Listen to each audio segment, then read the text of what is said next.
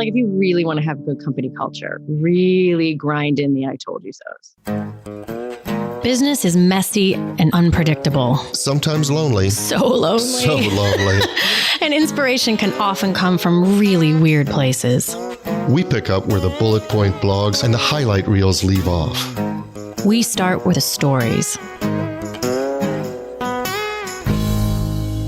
So I'm going to tell my story, but before I do that, I just wanted to flash back to our last week's episode. I think it was last week's episode when you were talking about snow days for virtual schooling.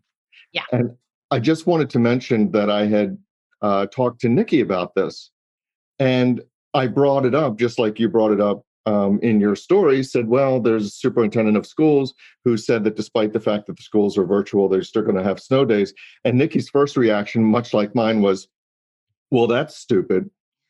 And then I'm glad to know both the Wagenheims would have reacted with, you're an idiot. Immediate snark. And then I said, well, wait a minute. Here was his explanation for it.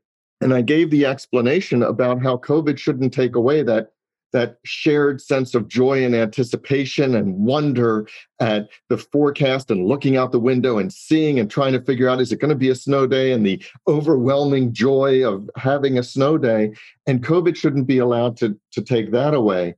And to watch Nikki go through the same thing that I did, which was, well, he's right. That's exactly right. That's really sweet. No, I agree.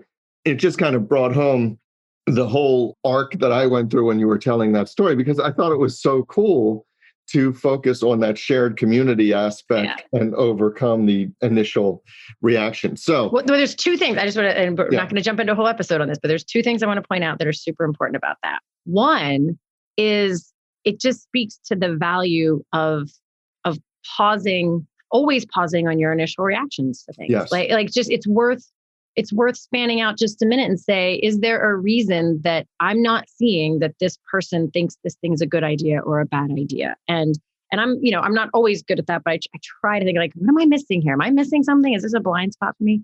Second, and this is probably a way more important point, I was right. So, I'm just really glad that we have quantitatively established that my reaction was the correct reaction. And I'm really happy you guys were able to catch up and, get to it with me. If there's any worthwhile commentary on an episode about culture, I think that it should focus on the need to establish who's right.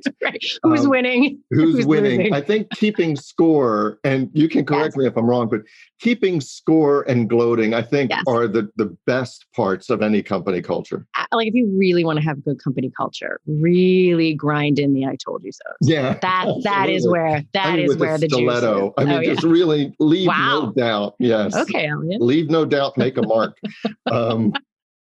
And we could do a whole episode on this, but I'm not going to. Okay. I'm not going to. So I'll get back to my story, which is I was talking to a friend of mine about the current contemplation of student loan forgiveness. With the incoming Democratic administration, there's been a lot of talk about student loan forgiveness. And my friend, who is actually pretty moderate to left on the political spectrum, was really angry. And he was angry for a predictable reason. And that reason was that he had paid his student loans, going back to his school. And he was talking about how difficult that was. As anybody who's paid student loan knows, they stay around forever. Yeah, I'm 47 and a half, and I just paid mine off like 3 months ago. So there's nobody who's paid student loans who hasn't thought about what they couldn't buy, where they couldn't go, how much stress it was to pay off those student loans. And especially if you went to, whether it's a private college or graduate school or something like that. It's pretty onerous. And so he was really angry, saying, well, why should these people, whoever they are, get a free ride when I had to pay? And a lot of people feel that way. And I'm not casting aspersions on that. It reminded me, though, of some experiences that I've had both working in companies and talking to clients about the old guard versus the new guard. And you have a lot of sentiment about, well, wait a minute, we didn't get these bonuses. We had to go through all of these steps or tick off all of these boxes in order to advance in the company. And Right. I had to suffer, so you should have to suffer. Correct. Right. It's like the fraternity hazing mentality. I was just thinking that. Yeah. And I thought it was interesting because I believe that companies, to be successful, have to be nimble in many respects and can't be imprisoned by that's the way we've always done it. Right. But at the same time, to just blithely dismiss the power of that's how we've always done it is to risk alienating some of the people who have seniority and matter to your company.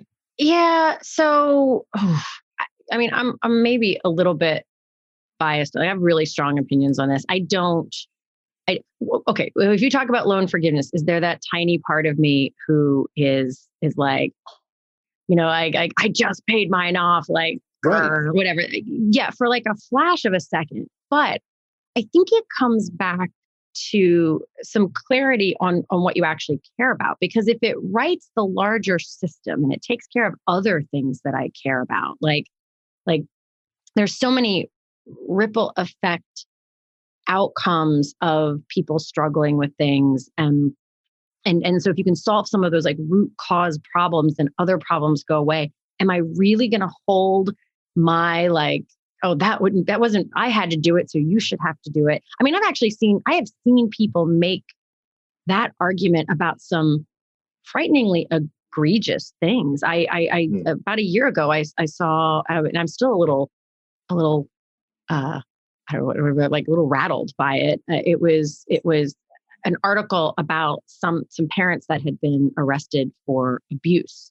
And I saw some friends of relatives of mine arguing that like, well, that stuff happened to me. That's not abuse. That's just what parents do. And they were like defending these things. And this was not just like they swatted them on the bum when they did a bad thing. I'm not talking about this sort of like, well, some people think that's okay. These were things I was like, no, you don't whip a child with an electrical cord that leaves welts and bruises for a week. I mean, like, that's not how it goes.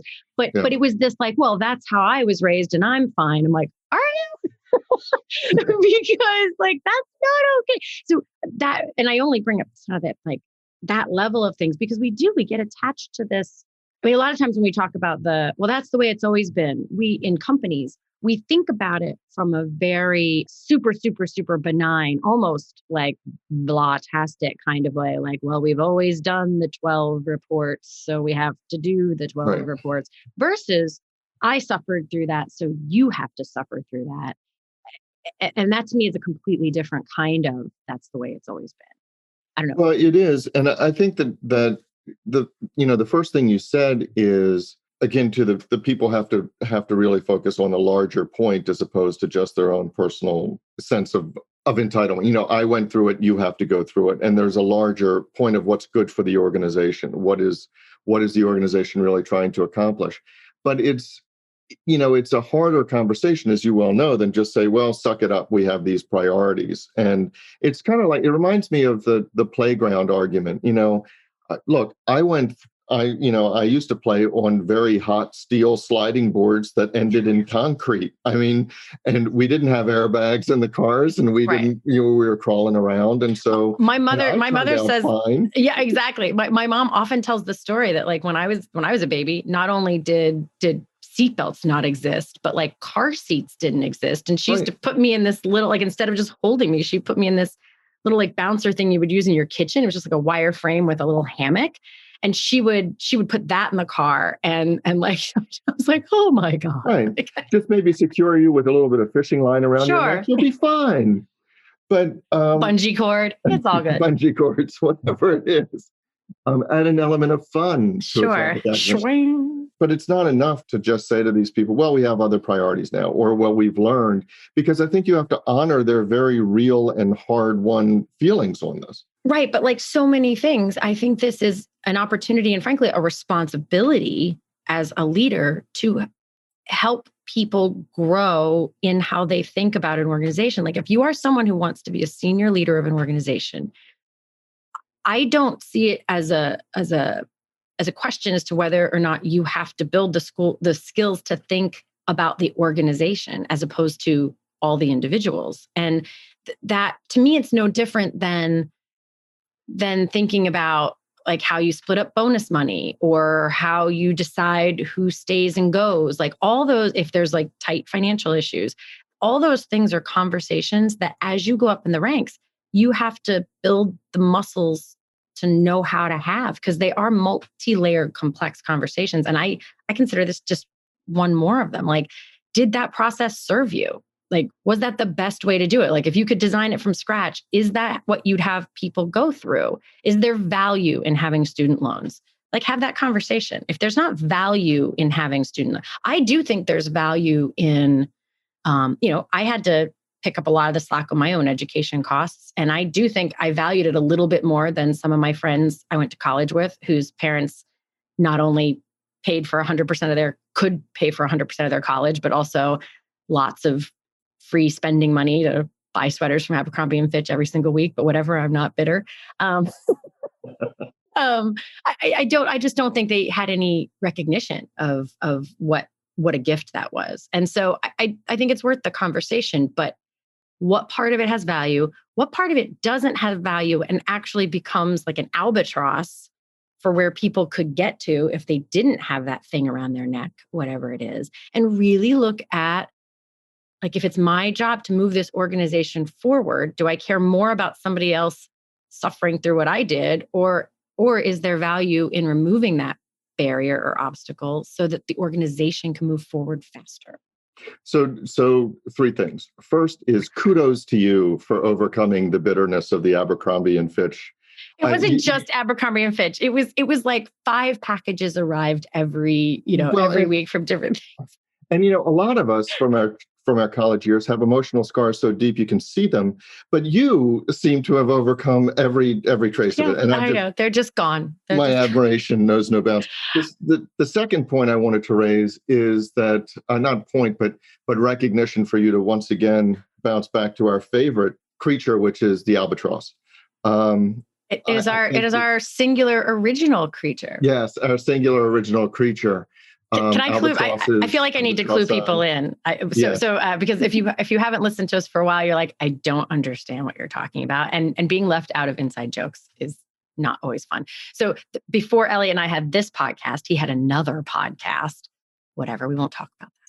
But when he was still slumming it before he got his fancy guests, I was one of his very first guests, and we had a fantastic conversation. And in that conversation, we somehow albatross came up, and then I wanted to pluralize it. And we had a tiny tangential conversation about what the plural of albatross is. It albatrossi, albatrosses, albatross 6? I don't know. Albatross X. Okay, let's I guess that's just the politically correct albatross. But right. So albatross is a recurring theme. So I appreciate you doing that.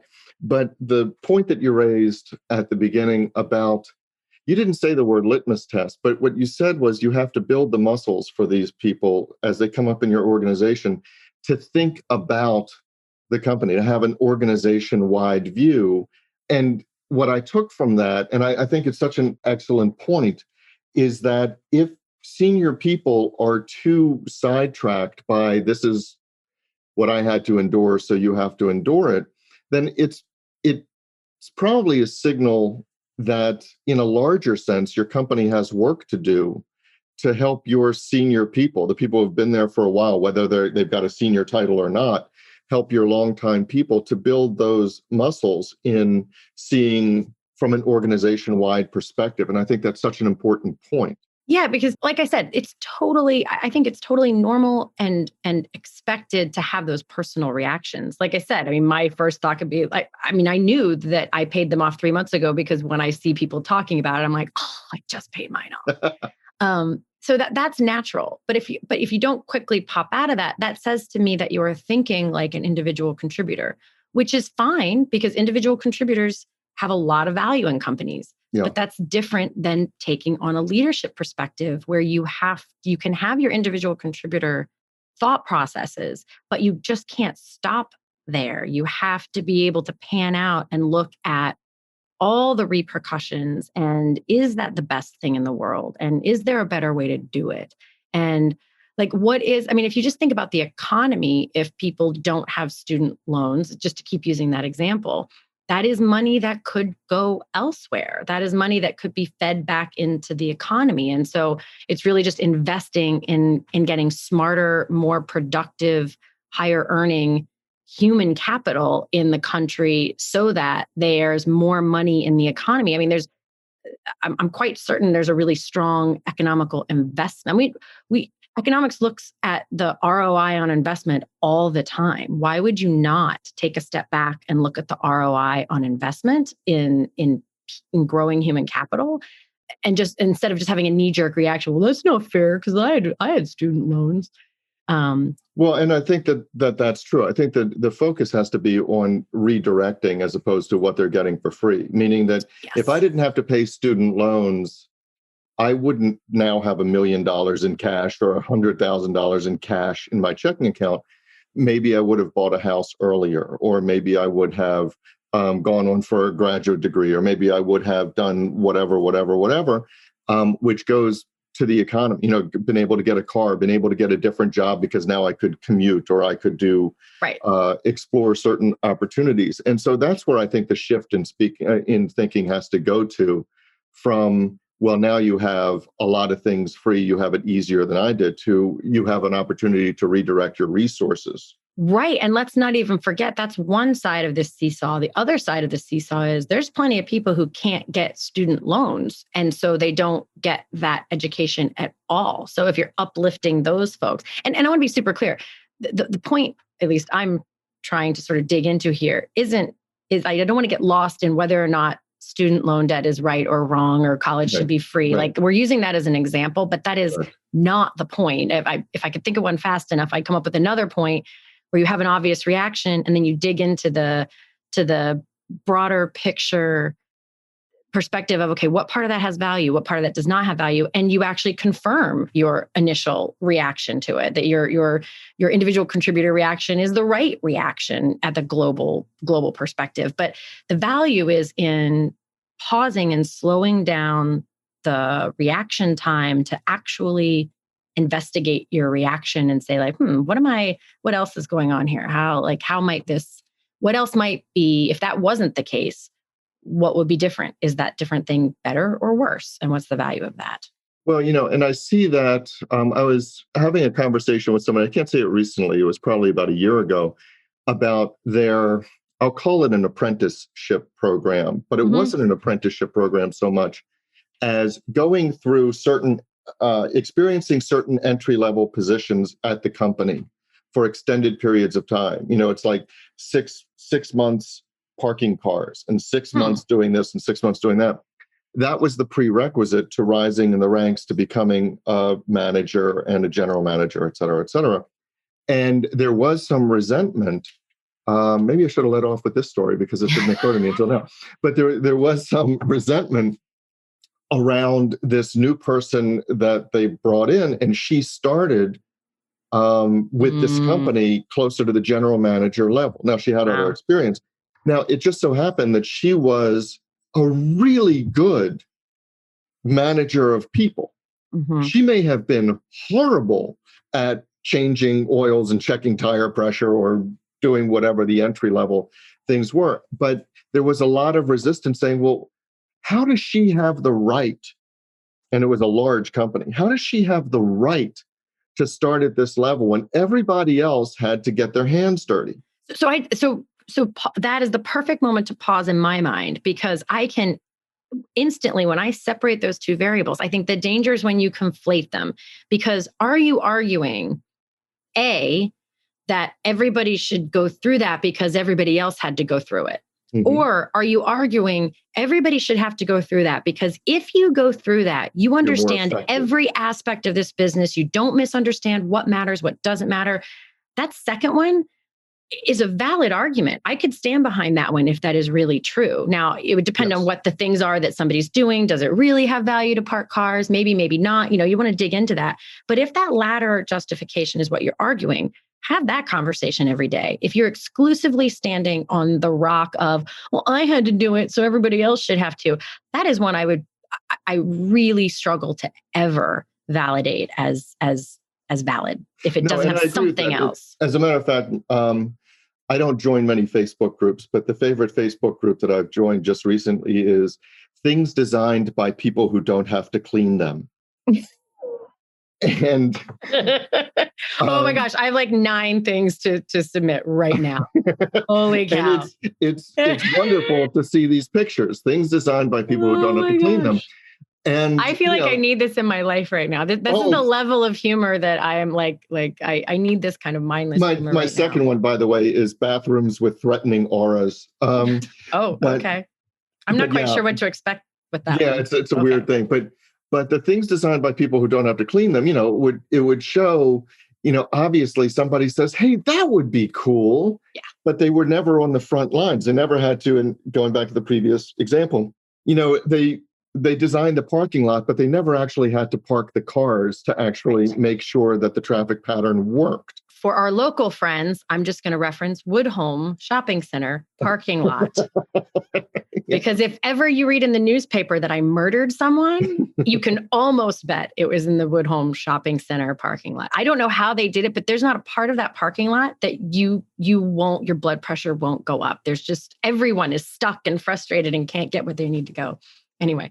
We have one of those in York, by the way, and we've been there, I don't know, 1,000 times, and we still, no matter what store we come out of, we can't figure out how to get out of the parking lot. There's no sign or traffic pattern that makes any kind of sense. I'd forgotten about that part of Woodhome parking lot, because I'm just talking about like trying to get in and out of the spaces, and you're waiting for somebody to get out, but they can't get out because somebody else is stuck where they are, and it's like this 9 layers of parking lot hell that you have to wait for, like the person to wait for the person to wait for the person to get where you need to go. But also, it's not clear how you get out. It's really easy to get in, but you have to go like way far north to get to the exit, and it's not super clear, so you wander around in that. Anyway. See, once again, we could do a whole episode, because my example is Green Spring Station, where the parking spaces are perfect if you drive a Vespa. So on a scooter. Let me tell you right now, I drive a Mini Cooper, the regular sized Mini Cooper, and I can barely get in those parking spaces. I don't know how those are even like legal, but anyway. All right. So it's like an episode within an episode within an episode. But going back to it, I agree with you. From an organization standpoint, you can't be an effective manager or as effective a manager unless you have driven a forklift and you have tried to organize the warehouse and where things go, or been there on a big delivery day, or have a working knowledge of how the accounting system works, or whatever it is. Right. And I get that. Yeah, sorry. I had a lot of coffee this morning, so I'm very like interrupty, as opposed to my normally not interrupties. Okay. But I didn't want to interrupt. Extra interrupty. But because as you said that, something occurred to me that I thought was really important, and in the distinction, some of those things provide knowledge. Like, is it that you need to know how the forklifts work? Probably not. Maybe, depending on what example we pull out, there is knowledge there. And as you were listing some of those, I'm like, yeah, I wonder if we were having that conversation, are those things valuable? And then you said they're on a big delivery day. And I was like, oh, okay, perfect example. Maybe the knowledge of that could be super important, because you have to know the logistics of how many different things impact what or whatever. But it's also just the empathy. Like, what is it like on big delivery day? What is it like driving the forklift around? Is it super frustrating for some reason that you would have never understood? Is that a problem you can make go away? I guess that's the thing. Like, I've never heard somebody to defend, like, don't take away that really good thing I had when I was coming up through the ranks, because everyone should have that opportunity. No one ever pounds the table, or very rarely are people pounding the table for that. They're pounding the table defending that something should stay the same because it was hard and bad and yucky and they had to do it. And I'll be the first one to say, I value hard and yucky things sometimes because they made me grow. So there's value there if the growth process, it reminds me of that metaphor thing about like little chickens and eggs, birds and eggs. Like, if you help pull, this is a real thing, if you help pull off the shell when they're struggling to get out, like if you try to facilitate that process for them and make it easier, they often won't survive, because there is part of that pushing and stretching is what develops, I forget whether it's their lung muscles or like something else, something about their process to develop to be able to thrive is baked into that getting out process. I don't know all the details of it, but it's that sometimes struggle has value in that way. And if it does, then great, keep it in the process. But I think usually if you're looking at business processes in general, in a not emotional way, no one ever argues to keep in friction or to keep in barriers or to like, no, let's make that form process super complicated and hard just because that's the way it always, everyone's always like, yeah, let's make that easier. Let's use that energy for something else and uplift the company. And so bringing that lens to the things that you want to say, but I had to do that. I don't know why I always use that voice for that.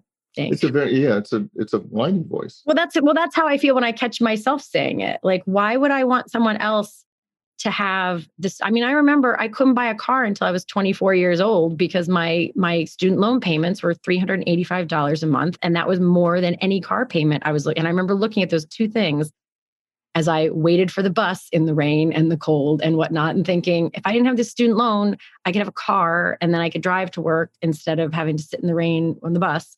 And I remember being bitter about that.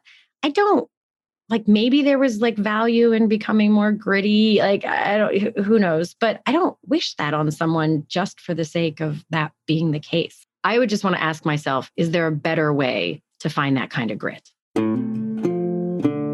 So that's our story. But the discussion doesn't have to end here. No, it does not. In fact, we don't want it to. No, we don't. That is why we actually have our private Facebook group, which we started to make sure that we could get your comments, your rants, your thoughts, your stories. You can find links to that group as well as show notes and links to subscribe via email and how to find us just about anywhere you can possibly find podcasts at sohere'smystory.com. And you can also find us on Facebook and Twitter at SHMS Podcast. And since we know it takes a village. Yes, it does. We'd like to thank our village, our super talented, incredibly patient team. And occasionally snarky team. Yeah, but in the best of ways. In the best of ways. Snarky. Yes. Good mockery. So a huge shout out to the people who actually help us produce our show. First, our sound engineer, Tom Hansen. Thanks to Christy Schmier for our brilliant show notes and all the other fantastic writing she does for us. And to Taylor Mathauer for doing just a little bit of everything. Including wrangling us. Which is no small feat. No, it's not. This is Jody Hume. And I'm Elliot Wagenheim. And you've been listening to So Here's My Story.